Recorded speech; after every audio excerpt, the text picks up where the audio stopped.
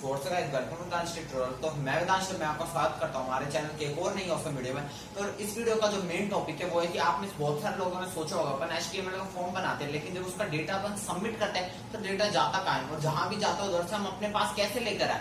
तो फिर इस वीडियो में आपको यही आंसर मिलेगा कि अपन उस डेटा जो अपन ने फॉर्म में डेटा भरा है उस डेटा को अपन अपने डेटाबेस में कैसे सेव कर सकते हैं। MySQL डेटाबेस होगा और PHP का अपन यूज करेंगे। तो फिर इस वीडियो को बिना स्किप करिए जरूर देखेगा। अगर आपने बिना स्किप करे इस वीडियो को देख लिया तो फिर आप डेटाबेस के अंदर डेटा इंसर्ट करना बड़ी आसानी से सीख जाएंगे। और मैं आपको एक और बात बता देता हूँ कि अगर आपको इस वीडियो का सोर्स कोड और टेक्स्ट मटेरियल चाहिए तो डिस्क्रिप्शन में जाइएगा, हमने वेबसाइट अपनी होस्ट कर दिया है, मैं उधर से आपको लिंक दे दूंगा इस वीडियो के सोर्स कोड का, उधर से आप उसको एक्सेस कर लीजिएगा। और अगर ये वीडियो आपको हेल्पफुल लगता है तो वीडियो को प्लीज लाइक कर दीजिएगा। और अगर हमारे चैनल से आपको थोड़ी सी मदद मिलती है तो प्लीज चैनल को सब्सक्राइब कर दीजिएगा। और अगर आप हमें कोई सजेशन देना चाहते हैं तो कमेंट सेक्शन में कमेंट कर जरूर बताइएगा।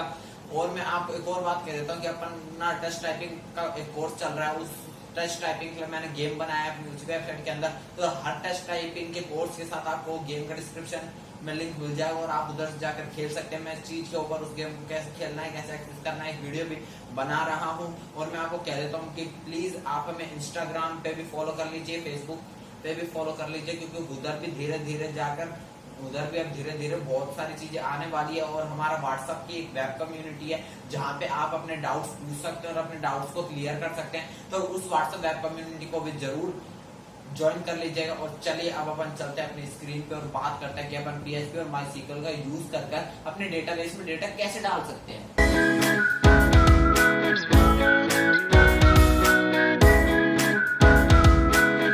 गाइस चलो सबसे पहले मैं आपको कह देता हूँ कि प्लीज हमारे चैनल को सब्सक्राइब कर दीजिए, क्योंकि जिससे हमारे चैनल पे हम जो भी नई वीडियो डालेंगे उसकी नोटिफिकेशन सबसे पहले आप तक पहुंच जाए।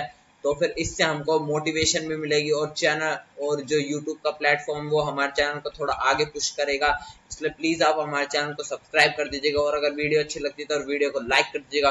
तो मैं सबसे पहले आपको बता देता हूँ, ये जो अपनी प्लेलिस्ट चल रही है कंप्लीट वेब डेवलपमेंट कोर्स के ऊपर, तो इस प्लेलिस्ट को आप जरूर एक्सेस कर लीजिएगा। इसमें 4 वीडियो आ चुकी है। तो व्हाट्सअप गाइस वेलकम टू।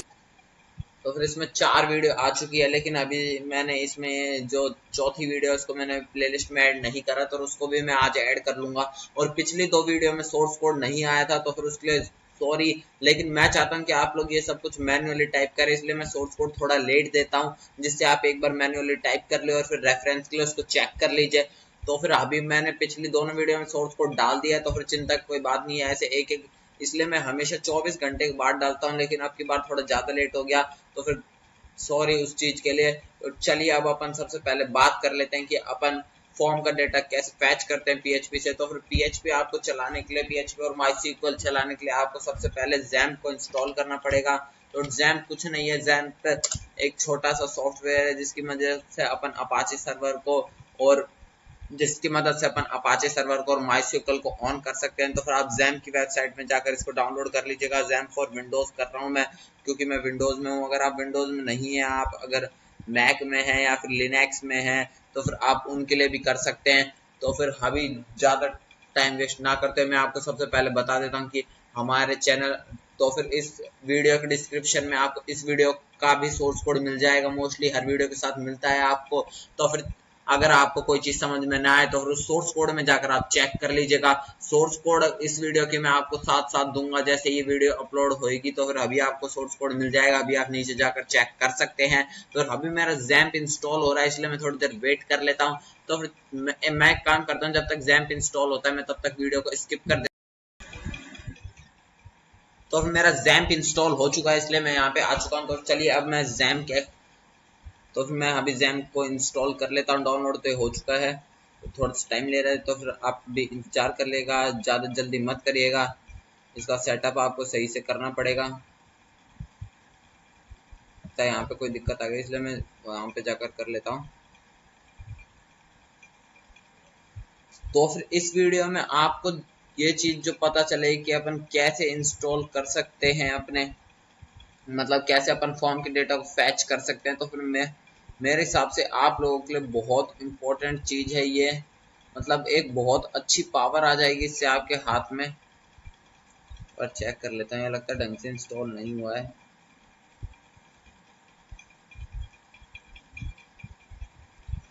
यहाँ पे हाँ अब हो चुका है ये इंस्टॉल। तो फिर मैं इसको ओपन कर लेता हूँ। तो फिर मैं इसको ओपन कर इसका सेटअप पूरा कर लूंगा। तो फिर जैम्प से क्या होगा कि मैं MySQL डेटाबेस बना पाऊंगा जैम्प के अंदर, और मैं अपाचे सर्वर को भी रन कर पाऊंगा। अपाचे सर्वर को रन करने से ही अपनी PHP चलती है। तो फिर यहाँ पे कुछ परमिशंस मांग रहा है, आप उनको अलाउ कर दीजिएगा। और आगे मैं अभी जैसे जैसे आपको सेटअप बताता हूँ वैसे इसका सेटअप कर लीजिएगा। और मैं आपको बता देता हूँ कि अपन कोड लिखने के लिए अपनी favourite ID visual studio code का यूज करने वाले हैं, इसलिए आप भी विजुअल स्टूडियो कोड का ही यूज करिएगा, क्योंकि मेरे हिसाब से विजुअल स्टूडियो कोड सबसे अच्छी आईडी है। लेकिन अगर आप फॉर किसी रीजन आप अगर किसी और आईडी का यूज करते हैं तो भी कोई चिंता की बात नहीं है। तो अभी यहाँ पे ये इंस्टॉल हो रहा है बिटनामी। क्या important was an activated user account control UIC on your system. Some functions of XAMPP are possible with avoid install to activated setup। पता नहीं क्या बोला, चलो कोई बात नहीं छोड़ो। तो यहाँ से आप इन सबको ही अलाउ रखना। फिर नेक्स्ट मैं इसकी लोकेशन अपने सी में रख रहा हूँ, आप भी कहीं पे भी रख सकते हैं। The selected folder is not empty. Please select a different folder।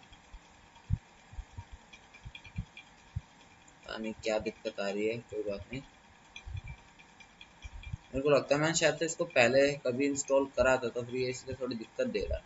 तो मैं यहाँ से एक बार इसको डिलीट कर देता हूँ, जो मैंने पहले इंस्टॉल कर रखा था। आपका ऐसे कोई दिक्कत होगी नहीं, तो फिर आपको ज़्यादा कुछ चिंता की बात नहीं है। तो अभी मैं यहाँ पे नेक्स्ट दबाता हूँ। अभी यहाँ पे लैंग्वेज इंग्लिश, नेक्स्ट। तो फिर अभी यहाँ पे अपना सारा काम कर लेगा अपने आप ही, अपन को ज़्यादा कुछ करने की जरूरत नहीं पड़ेगी। यहाँ से ये अब इसको इंस्टॉल कर लेगा। तो मैं अभी आपको इसकी लोकेशन दिखा देता हूँ। इसकी लोकेशन मेरी कहाँ पे आई है। इसकी लोकेशन आई है मेरे सी में XAMPP यहाँ पे। तो आप भी एक बार यहाँ पे आ जाइएगा। Apache image MySQL। तो यहाँ पे अभी और चीज़ें आ रही है जैसे जैसे इंस्टॉल हो रहा है। तो फिर एक बार इसके इंस्टॉल होने का मैं इंतजार कर लेता हूँ। पूरा इंस्टॉल होने के बाद अपन आते हैं, क्योंकि थोड़ी देर वैसे ही इंतजार कर लेते हैं। या फिर एक बार यहाँ पे आप ये देख लीजिए, अपना XAMPP का सर्वर है। तो मैं इसके इंस्टॉल होने के बाद आता हूँ। तो फिर गाइस मेरा XAMPP इंस्टॉल हो चुका है सक्सेसफुली। तो फिर अब मैं यहाँ पे आ चुका हूँ अपने XAMPP कंट्रोल पैनल को आप यहाँ से सर्च कर सकते हैं XAMPP। तो फिर यहाँ से XAMPP कंट्रोल पैनल को ओपन कर लेने के बाद आपको यहाँ पे अपाचे और कर लेना है। तो फिर अपाचे और MySQL जब तक दोनों हरे नहीं हो जाते तब तक आप वेट करिए। ये मोस्टली केसेस में हरे हो ही जाते हैं, लेकिन अगर आपके पास आपके कंप्यूटर में कोई दिक्कत हो, अगर आपकी फायरवॉल अगर इसको रोक रही हो तो आप फायरवॉल को बंद कर दीजिएगा थोड़ी देर के लिए। तो चलिए अभी मेरे दोनों हरे हो चुके हैं। तो फिर अब मैं आपको बता देता हूँ अब आपको क्या करना है। अब आपको यहाँ पे सी में आना है। तो फिर इधर आपको XAMPP नाम का फोल्डर मिल जाएगा। तो XAMPP के अंदर आपको htdocs को खोलना है और यहाँ पे आपको एक नया फोल्डर बना लेना है। तो फिर उस फोल्डर का नाम मैं रख देता हूँ फैच। तो फिर मैंने यहाँ पे उस फोल्डर का नाम फैच रख दिया है। तो अब आपको अपने ब्राउजर में आना है और यहाँ पे आपको सर्च करना है localhost/fetch। तो फिर आपको यहाँ पे लोकल होस्ट लिखना पड़ेगा अपाचे सर्वर ओपन करने के बाद, तभी ये खुलेगा, नहीं तो आप अपनी फाइल को रन नहीं कर पाएंगे। और अब आपको अपने विजुअल स्टूडियो कोड में इस फोल्डर को खोल लेना है। विजुअल स्टूडियो कोड या फिर आप जिस भी आईडी का यूज कर रहे हो, मैं तो विजुअल स्टूडियो कोड का यूज कर रहा हूँ और विजुअल स्टूडियो कोड मेरी फेवरेट आईडी है, इसलिए मैं आपको कहता हूँ कि आपको भी उसी को ही इंस्टॉल करना चाहिए अगर आप एक बिगिनर है। तो फिर मैंने यहाँ पे इसके अंदर इस फोल्डर को खोल लिया है। तो फिर अब मैं आपको बता देता हूँ कि इसमें मैं तो फिर यहाँ पे विजुअल स्टूडियो कोड मेरे से ट्रस्ट वगैरह मांग रहा है, तो मैंने यहाँ पे दे दिया, कोई बात नहीं। तो फिर अब मैं आपको बता रहा हूँ कि मैं इसमें getbootstrap.com का यूज करने वाला हूँ अपने फ्रंट एंड का टाइम बचाने के लिए। getbootstrap.com कुछ नहीं है, ये एक फ्रेमवर्क है, मात्र कॉपी पेस्ट करना है आपको। अगर आपको इसके बारे में कुछ नहीं पता तो फिर आपको मात्र कॉपी पेस्ट करना है। मेरे साथ देख लीजिए, और यहाँ पे getbootstrap.com के डॉक्यूमेंटेशन को आपको ओपन कर लेना है और यहाँ पे फिर आपको क्या करना है, आपको यहाँ पे स्टार्टर टेम्पलेट को कॉपी करना है और फिर इसको यहाँ पे फैच में एक फाइल बना दीजिए index.php। तो फिर index.php फाइल बना लिया मैंने। तो थोड़ा सा वेट करिए। आप फाइल का कुछ भी नाम दे सकते हैं, मैंने इंडेक्स दिया है। तो फिर अभी मैं आपको getbootstrap.com दिखा देता हूँ। तो फिर ये जो है ये पूरी इसकी स्टार्टर टेम्पलेट है, ये ज़्यादा कुछ नहीं है, सिंपली यहाँ पे मेरी फाइल क्रिएट हो रही है। ये PHP फाइल है, पहली बार मैं अपने विंडोज 10 में बना रहा हूँ। ये मैं लैपटॉप में शूट कर रहा हूँ। मैं मोस्टली विंडोज 7 यूज़ करता हूँ अपने कंप्यूटर में जब मैं PHP लिखता हूँ। इधर मैं पहली बार कर रहा हूँ आप लोगों को दिखाने के लिए, क्योंकि मेरे को पूरा इंस्टॉल कर स्टार्टिंग से दिखाना था, इसलिए थोड़ा लगता है टाइम ले रहा है। तो मैं थोड़ी देर वेट कर लेता हूँ। तब तक अपन क्या करते हैं, तब तक अपन यहाँ पे getbootstrap.com के इस डॉक्यूमेंटेशन को तो मैंने कॉपी कर ही लिया है। मैं यहाँ पे इनके कंपोनेंट्स में जाकर एक नैव बार ले लेता हूँ। यहाँ पे कंपोनेंट्स में जाइए और यहाँ से एक नैव बार ले लीजिए, जब तक यहाँ पे ये फाइल भी बन चुकी है। तो फिर यहाँ पे मैं स्टार्टर टेम्पलेट को कॉपी पेस्ट मार देता हूँ। तो फिर यहाँ पे इन्होंने हेलो वर्ल्ड दे रखा है, मुझको नहीं चाहिए, तो मैं इसको हटा देता हूँ। तो टाइटल में यहाँ पे लिख देता हूँ PHP फॉर्म। तो फिर यहाँ पे PHP फॉर्म मैंने यहाँ पे टाइटल दे दिया है।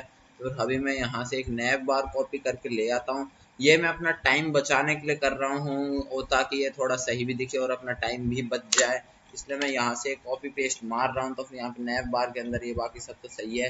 मैं यहाँ पे नैव बार के अंदर ये नैव बार की जगह PHP फॉर्म 1 लिख देता हूँ। आप भी जो चाहे आप वो लिख सकते हैं। तो फिर यहाँ पे अब मैंने इसको सेव कर लिया और मैं यहाँ पे fetch local host hash fetch में जाता हूँ। तो फिर मेरा यहाँ पे रिलोड करने से ये पूरा खुल चुका है। तो फिर मैं इस नैव बार को डार्क कर लेता हूँ। मेरे को डार्क ज़्यादा अच्छा लगता है लाइट से। अगर आपको लाइट सही लगता है तो फिर आप लाइट रख लीजिए, मेरे को डार्क सही लगता है इसलिए मैं डार्क कर देता हूँ। तो फिर यहाँ पे आपको कुछ नहीं करना है, यहाँ पे ऊपर नैव बार डार्क और BG डार्क कर लेना है और फिर यहाँ पे आकर रिलोड कर लीजिए। तो फिर ये डार्क हो चुका है। तो फिर देखिए बूटस्ट्रैप से अपन ने इतनी जल्दी नैव बार बना लिया। तो फिर अभी मैं जल्दी से इनके फॉर्म्स में जाता हूँ। फॉर्म में जाने के बाद मैं एक फॉर्म ले आता हूँ, ओवरव्यू, कोई भी एक फॉर्म ले लेते हैं यहाँ से। देखते हैं चलो मैं सबसे ऊपर वाला फॉर्म ले लेता हूँ, ईमेल एड्रेस और ये पासवर्ड वाला। और इसको मैंने कॉपी करा, यहाँ पे आया और यहाँ पे मैं अब इसको पेस्ट मार दूंगा। तो फिर अब यहाँ पे ये आ चुका है।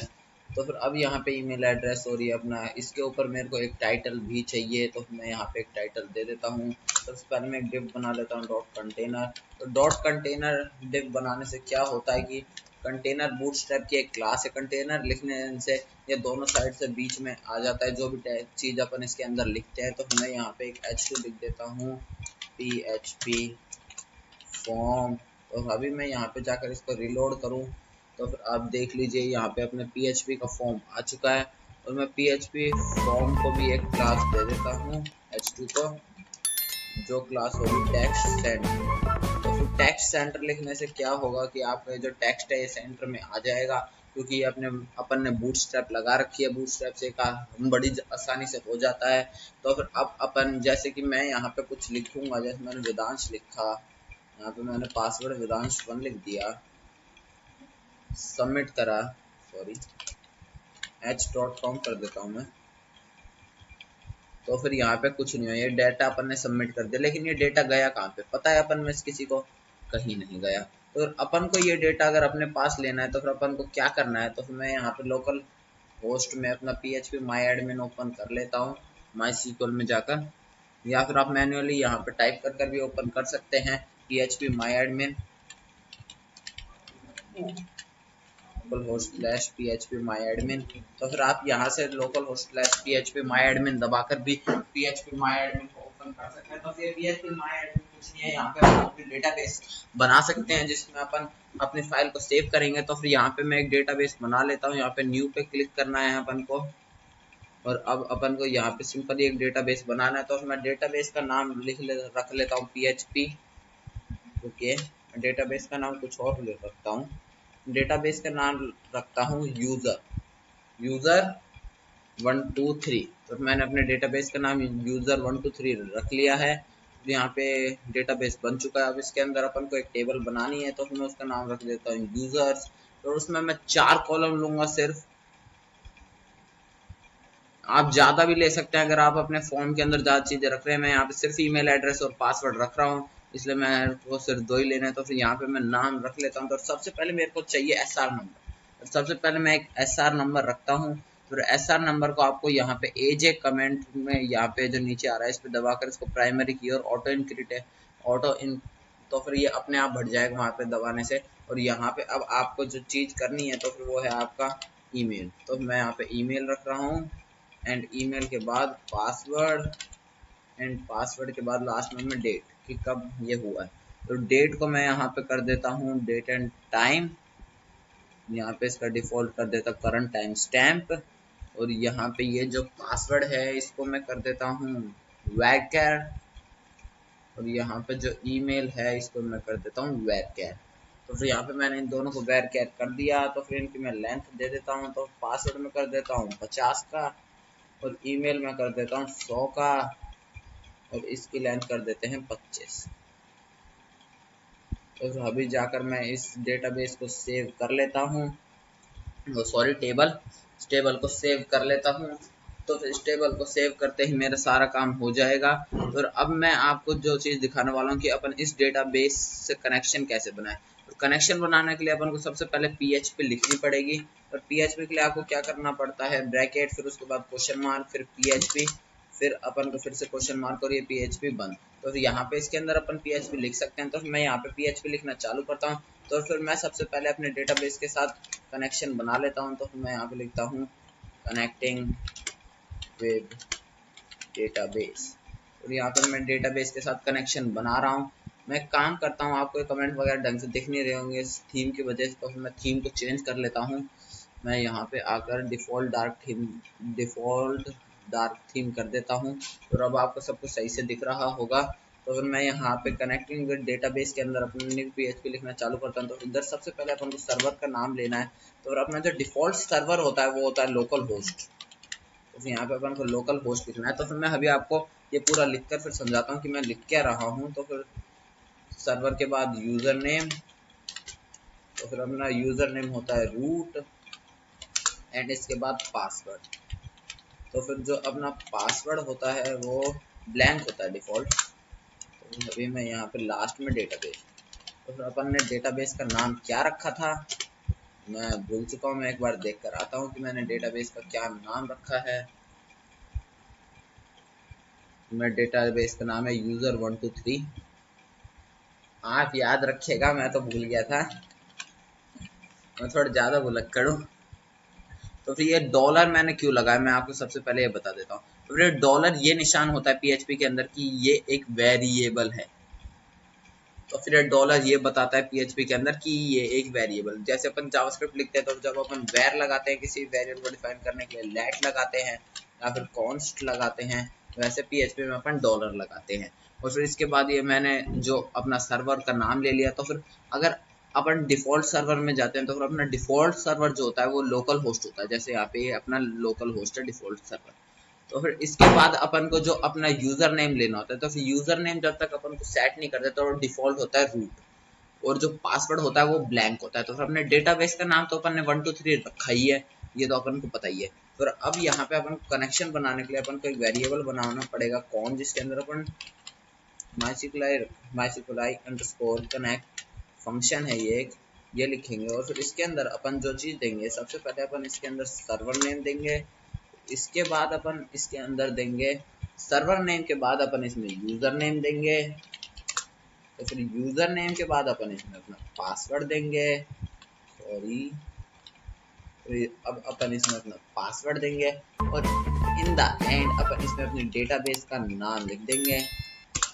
तो अभी अपन चेक कर लेते हैं कि कनेक्शन बना भी है नहीं। तो मैं यहाँ पे एक काम करता हूँ, इफ मैं इधर एक कंडीशन लिख रहा हूँ, अगर डॉलर कॉन जो है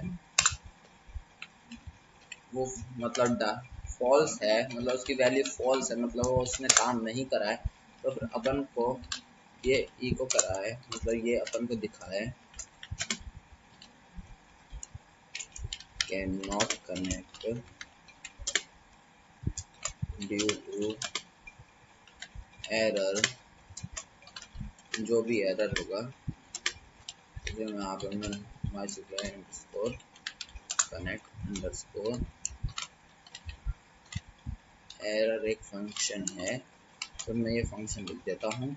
तो फिर यहाँ पे मैंने डॉट क्यों लगाया, कॉन्कैटिनेशन का साइन है, जैसे अपने जावास्क्रिप्ट में प्लस होता है कॉन्कैटिनेशन के लिए, तो फिर यहाँ ऐसे PHP में प्लस होता है। तो MySQL underscore connect underscore error एक फंक्शन है जो अपन को कनेक्शन में अगर कोई एरर होता है तो वो रिटर्न करता है, और अगर ऐसा नहीं है तो फिर मैं इसमें इको करा लेता हूँ।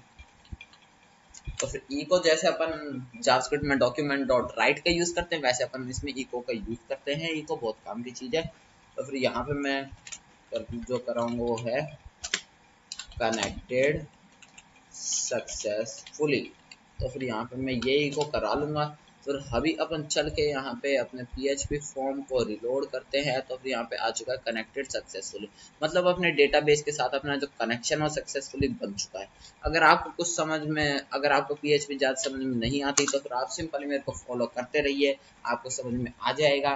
तो फिर अब अपन क्या करते हैं, तो फिर अब अपन एक कंडीशन बना देते हैं, इफ अंडरस्कोर सर्वर। तो फिर ये क्या है, मतलब सर्वर कैसे आया।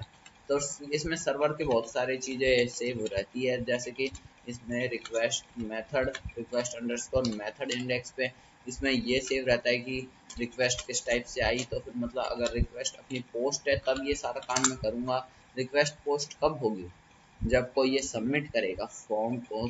तो फिर मैं यहाँ पे अपने फॉर्म में जाकर अपने फॉर्म का मेथड जो है, मैं यहाँ पे फॉर्म में कुछ है नहीं, तो मैं फॉर्म का एक्शन दे देता हूँ सबसे पहले। तो फॉर्म का जो एक्शन होगा वो आएगा अंडरस्कोर फैच में, और fetch underscore index dot PHP पे अपना एक्शन आएगा। अच्छा, यहाँ पे गलती कर दी मैंने, तो मैं इसे सही कर लेता हूँ। और फिर इसके बाद अपन को अपना मेथड देना कि अपन वहां पे किस मेथड से जाएंगे। सॉरी,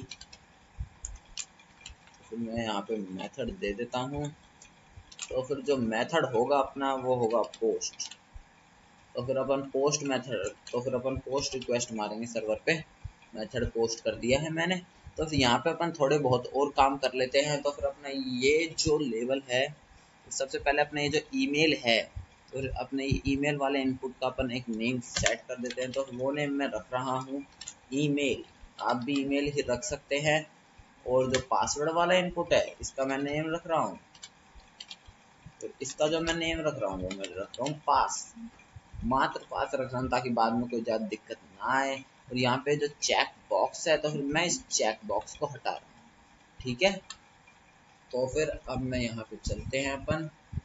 तो अगर जो रिक्वेस्ट मेथड पोस्ट है तो फिर मैं क्या करूँगा, तो फिर मैं जो चीज़ करूँगा, तो फिर मैं सबसे पहले तो यहाँ से अपना जो ईमेल है मैं उसको ले लूँगा। तो ईमेल में कैसे लूँगा, तो फिर यहाँ पे इसी के लिए एक वेरिएबल होता है, एक एरे होता है $_ तो फिर इसके अंदर जो भी अपने इनपुट का नाम होता है, अगर वो पोस्ट रिक्वेस्ट से आया है तो फिर उसका नाम, उसका इंडेक्स होता है जिसके अंदर उसकी वैल्यू स्टोर होती है। तो फिर जैसे मेरा है ईमेल, सॉरी, तो यहाँ पे अपना है ईमेल।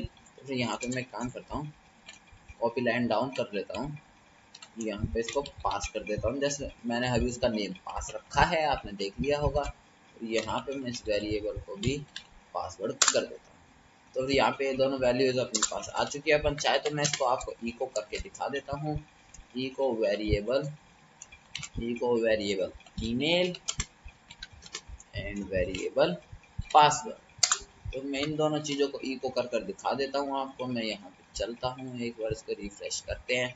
मैं इसके अंदर लिख लेता हूँ वेदांश यादव @gmail.com। मैंने यहाँ पे कुछ भी लिख दिया चले, तो फिर यहाँ पे मैं कुछ भी पासवर्ड लिख देता हूँ, सबमिट पे दबाया तो फिर यहाँ पे ऊपर आ चुका है मैंने क्या लिखा है। तो फिर यहाँ पे अपने पास ये वैल्यूज स्टोर हो चुकी है। तो फिर मैं अभी इसको इको नहीं कर रहा हूँ। तो फिर इसके लिए मैं एक SQL क्वेरी रन करूँगा। फिर वो SQL क्वेरी क्या करेगी, वो मेरे डेटाबेस के अंदर सेव कर देगी। तो वो SQL क्वेरी में कैसे लेकर आऊँगा, यहाँ पे यूजर्स में आकर इंसर्ट पे क्लिक करेंगे अपन, और यहाँ पे मैं इसके अंदर 0 लिख दूंगा और ईमेल मैं यहाँ पे लिख दूंगा test_gmail.com। यहाँ पे मैं पासवर्ड क्या रख दूंगा, टेस्टिंग।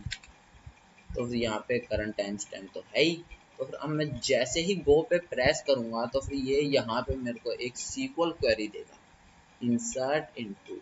तो फिर ये SQL क्वेरी क्या करेगी, ये डेटा को इस डेटाबेस के अंदर सेव करेगी। तो फिर मैं यहाँ पे SQL क्वेरी का यूज करूंगा यूजर्स के अंदर डेटाबेस सेव करने के लिए। तो फिर यहाँ पे सबसे पहले अपन ये SR हटा देते हैं, क्योंकि SR ऑटो इनक्रिप्टेबल मतलब अपने आप बढ़ने वाला है, तो फिर वो अपने आप बढ़ेगा। तो फिर यहाँ से ये हटा देते हैं। तो फिर यहाँ पे अपन ईमेल कैसे लेकर आएंगे, तो फिर अपना जो ईमेल है वो अपन को मिल रहा है डॉलर ईमेल के अंदर, जैसे अपन ने लिखा। जो अपना पासवर्ड है वो अपन को मिल रहा है डॉलर पासवर्ड के अंदर। तो फिर अगर आपको ये चीज़ें समझ में नहीं आ रही है तो फिर आप मेरे साथ लिखते जाइए और आप सोर्स कोड चेक कर लीजिएगा, उधर से ले लीजिएगा। अगर आपको कुछ भी समझ में ना आए तो उधर से आपको समझ में आ जाएगा कि ये सब क्या है। तो फिर ज़्यादा चिंता मत करिएगा, आप वहाँ से सोर्स कोड में से देख लीजिएगा और आप धीरे धीरे समझ जाएंगे जैसे जैसे आप इसकी प्रैक्टिस करते जाएंगे। मैं अभी एक काम करता हूँ। तो फिर अभी अपन को एक वेरिएबल बनाना है रिजल्ट। तो फिर वो रिजल्ट वेरिएबल क्या करेगा, इस रिजल्ट वेरिएबल के अंदर मैं एक MySQL एक फंक्शन रन करूंगा जो होगा MySQL _query। तो फिर ये क्या करेगा, ये अपने कनेक्शन में और SQL क्वेरी को रन कर देगा। तो फिर ये भी जो भी डेटा अपन इसमें डालेंगे ये डेटाबेस के अंदर सेव कर देगा। तो मैं यहाँ पे डालता हूँ @gmail.com, स्टार्टिंग में V कर देता हूँ और यहाँ पे पासवर्ड 123 कर देता हूँ। तो फिर अब मैं जैसे ही सबमिट पे प्रेस करूंगा तो फिर ये क्या हुआ कुछ समझ में नहीं आया। ये अब आपको तब समझ में आएगा जब आप लोकल होस्ट में जाएंगे और यहाँ पे अपने ब्राउज कर अपना डेटा देखेंगे। तो फिर यहाँ पे वाओ, ये अपना डेटा यहाँ पे आ चुका है V और पासवर्ड 123। तो फिर ये आपका हो चुका है। लेकिन मैं चाहता हूँ जैसे डेटा डेटाबेस में सेव हो ये मेरे को एक अलर्ट दिखाए। तो फिर मैं वो अलर्ट getbootstrap.com से ले आता हूँ। तो फिर वो मैं एक डिसमिसेबल अलर्ट चाहता हूँ जो मतलब हटा सके यूजर। तो डिसमिसेबल अलर्ट ये रहा डिसमिसेबल अलर्ट। तो मैं यहाँ से इसको कॉपी करता हूँ और यहाँ पे अब मैं आपको एक चीज़ दिखाता हूँ। और इसको अगर मैं इसको नैव बार के बाद लेना चाहता हूँ तो फिर मैं यहाँ पे PHP लिख सकता हूँ। PHP में मेरे को यही चीज़ अच्छी लगती है कि अपन PHP कहीं पे भी लिख सकते हैं। तो फिर यहाँ पे इफ कंडीशन लिख रहा हूँ मैं, इफ डॉलर रिजल्ट मतलब जो अपनी क्वेरी है वो ट्रू है। अगर अपनी क्वेरी ट्रू है तो फिर क्या करो, यहाँ पे ई को करा दो हमको ये। तो फिर ई को क्या कराना है जो मैं यहाँ पे लेकर आया हूँ। तो फिर यहाँ पे इसके अंदर ये डबल कोड्स हैं। तो फिर एक काम करते हैं, एक न्यू फाइल बनाते हैं, सॉरी एक न्यू फाइल बनाते हैं। इसमें सबसे पहले पेस्ट करते हैं। फिर यहाँ पे ये जो है वो सॉरी यहाँ पे जो डबल कोड्स हैं उनको सिंगल कोड्स में कन्वर्ट कर लेते हैं, नहीं तो ये अपना काम नहीं करेगा। ई को ये पूरा ही करवा देगा, वो कोड ई को नहीं करवाएगा ये, क्योंकि अपन को डबल कोड्स के अंदर सिंगल कोड ही देने पड़ते हैं। ये एरर शो कर देगा अगर वैसे कुछ करा तो फिर यहाँ पे मैं इस वार्निंग को सक्सेस कर देता हूँ। तो फिर यहाँ पे इस वार्निंग को सक्सेस कर देते हैं और ये पॉलीग्यूक्लोम जो भी ये लिख रखा है इसने, इसकी जगह अपन लिख देते हैं सक्सेस। तो फिर यहाँ पे मैं यहाँ पे सक्सेस लिख देता हूँ और यहाँ पे लिख देता हूँ your data is stored successfully. तो फिर अब मैं आपको एक चीज़ दिखाता हूँ। अब मैं इधर आता हूँ, अपने फॉर्म को रिलोड करता हूँ, कैंसिल तो मैं यहाँ पे दबा कर देता हूँ। तो अनडिफाइंड वेरिएबल रिजल्ट, तो यहाँ पे ऐसे क्यों कह रहा है कि ये वेरिएबल अनडिफाइंड है। तो फिर मैं यहाँ पे ऊपर जाता हूँ। तो फिर यहाँ पे रिजल्ट वेरिएबल बना तो रखा है मैंने, डॉलर रिजल्ट। यहाँ पे मैंने कहीं स्पेलिंग वगैरह मैं एक और बार क्लिक कर देख लेता हूँ।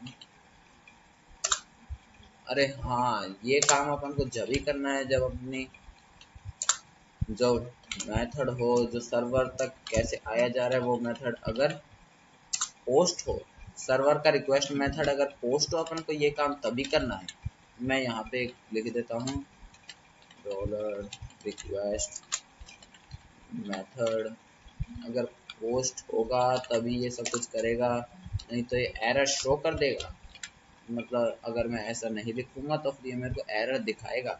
मैं यहाँ पे इसको ऊपर कर देता हूँ मूव लाइन अप। तो फिर अब अपन यहाँ पे इसको रिलोड करते हैं। तो फिर यहाँ पे मैं ईमेल डालता हूँ फिर से a@gmail.com और मैं यहाँ पे पासवर्ड डाल देता हूँ 156। अब मैं इसको सबमिट करता हूँ। Your data is stored successfully. और कहाँ स्टोर्ड, ये सिर्फ मेरे को दिखेगा क्योंकि ये मेरे डेटाबेस में स्टोर हुआ a@gmail.com। तो फिर होप करता हूँ आपको ये वीडियो अच्छी लगी होगी। अगर आपको इस वीडियो में कुछ भी समझ में नहीं आया तो फिर सोर्स कोड को आप देख लीजिए। और अब अपन मिलेंगे अपनी नई ऑसम वीडियो में।